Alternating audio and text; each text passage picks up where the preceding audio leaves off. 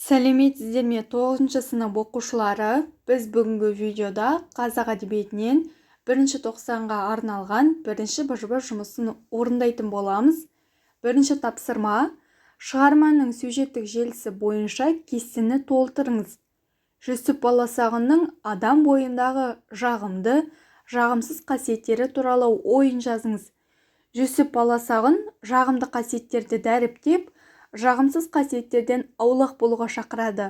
Адам бойындағы жағымды қасиеттерге ақыл мен білім, әділдік, даналық пен сабырлық, мейірімділік жатады. Ал жағымсыз қасиеттерге надандық, өзімшілдік пен тәкаппарлық, зұлымдық пен ашкөздік, сараңдық жатады. Ол бұл қасиеттерді қоғамдағы тәртіп пен әділдікке нұқсан келтіретін, адамдар арасындағы бірлікті бұзатын қасиеттер ретінде бейнелейді. Келесі: адал достық пен амал достықтың сипаты қандай? Жүсіп Баласағұн адал достықты шынайы, берік және сенімді, тұрақты деп сипаттайды.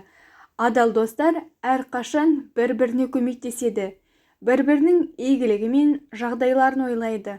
Қиындықта да, қуанышта да бірге болады. Амал достық болса, керісінше, жеке пайда мен уақытша қажеттіліктерге құрылған өткінші, әлсіз достық деп сипатталады. Мұндай достар тек өз пайдасын ойлайды. Амал достар қиын жағдай туындағанда досын тастап кетеді. Ақыл білім туралы не айтылды? Ақыл туралы Жүсіп Баласағұн оны адамның ішкі дүниесін басқаратын, дұрыс шешімдер қабылдауға көмектесетін ең маңызды қабілет ретінде суреттейді. Ақылмен ойланған істер әрдайым жемісті болатынын, ал ақылсыз әрекеттер адамның өмірін қиындататынын айтады. Білімнің күші адамның қоғамдағы орны мен беделін анықтайды. Ақын білімсіз адамды соқырмен теңейді.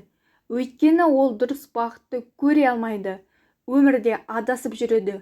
Білімді адам ой-өрісі кеңейіп, әрқашан ақиқатқа ұмтылады. Өзінің және қоғамның игілігіне жұмыс істейді.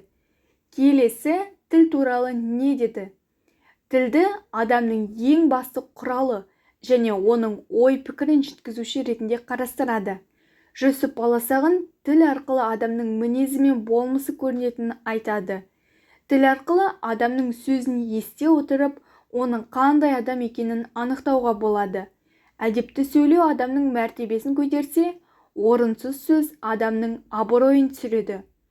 Келесі екінші тапсырма: сұраққа жауап бере отырып, автор стилі бойынша өз нұсқаңызды жазыңыз.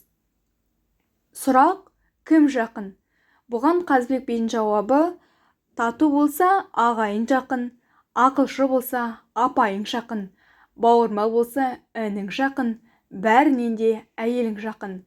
Ал енді бұған менің жауабым: түн ұйқысын 4 бөліп мәпелеген анаң жақын, ата-ана, бауырың жақын, адал досың жақын, құдіретті ұғым ана тілің қазақ тілі жақын. Келесі сұрақ: не қымбат деген сұрақ. Осы сұраққа Қазбек бидің жауабы: алтын ұяң отан қымбат, мейірімді анаң қымбат, асқар тауың әкең қымбат, туып өскен елің қымбат. Енді менің жауабым: қымбат алтын күміс емес, қымбат адамдық пен ар. Өмірде адал сөзден асқан байлық жоқ, жалған сөзбен жасағаннан ауыр жүк жоқ. Қымбат елдің бірлігі, құнды жердің игілігі. Не қиын сұрағы? Осыған Қазбек бидің жауабы: арадан шыққан жау қиын, таусылмайтын дау қиын, жазылмаса дерт қиын, іске аспаған серт қиын, өзің түскен өрт қиын. Менің жауабым: дұшпанменен табысу қиын, жақыныңнан айырылу қиын, қуанышыңа қуанар адал досың болмаған қиын, бәрінен де адамгершілікті сақтап адам болып қиын. Осымен быжбыр тапсырмасы аяқталды. Каналға тіркеліп, видеоға лайк басып, видеоны достарыңызбен бөлісе кетіңіздер.